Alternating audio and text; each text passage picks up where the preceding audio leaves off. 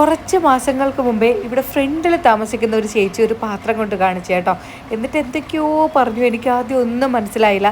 പിന്നെ ഈ ബാൽ എന്ന് പറഞ്ഞപ്പോഴാണ് സത്യം പറഞ്ഞാൽ എനിക്ക് മനസ്സിലായത് മുടി കൊടുത്ത് ഇവിടെ പാത്രം വാങ്ങുന്നുള്ളൊരു ഏർപ്പാട്. അപ്പോൾ ഞാനും ആ സമയം തൊട്ട് ഈ വെട്ടിയ മുടിയൊന്നുമല്ല, ഇവിടുത്തെ ഈ അഴുക്ക ബ്ലീച്ചിങ് പൗഡർ വെള്ളം കുളിച്ച് പൊഴിഞ്ഞു പോയ ഇത്രയും മുടി ഉണ്ടായിരുന്നു കേട്ടോ. എൻ്റെതും കുറേയൊക്കെ കാത്തൂട്ടിയുടേതുമാണ്.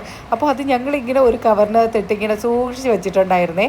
അങ്ങനെ ഇരിക്കെ ഇന്നാണ് ഈ ഒരു ചേട്ടനെ കണ്ടത്. അപ്പോൾ ഞാൻ ഓടി വിളിച്ചുകൊണ്ട് വന്നതാണ് കേട്ടോ, ഞങ്ങളുടെ കയ്യിൽ കുറേ മുടി ഉണ്ടെന്ന് പറഞ്ഞിട്ട്.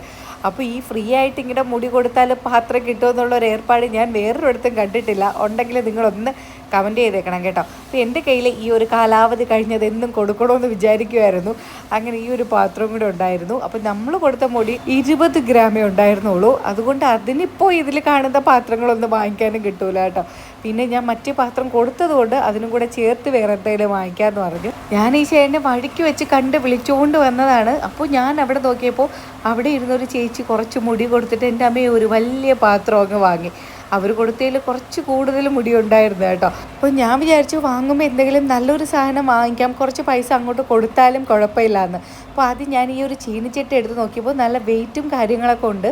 പക്ഷേ അലുമിനിയം ആയതുകൊണ്ട് ഇത് കുറച്ച് ദിവസം കഴിയുമ്പോൾ ഇതിനകത്ത് എന്തെങ്കിലും പാട് വീഴുമോ എന്നൊക്കെ ഒരു സംശയമായിരുന്നതുകൊണ്ട് പിന്നെ ഞാൻ അത് വാങ്ങിയില്ല കേട്ടോ. വാങ്ങുമ്പോൾ എന്തായാലും നല്ല സാധനം തന്നെ വാങ്ങാമെന്ന് വിചാരിച്ചു.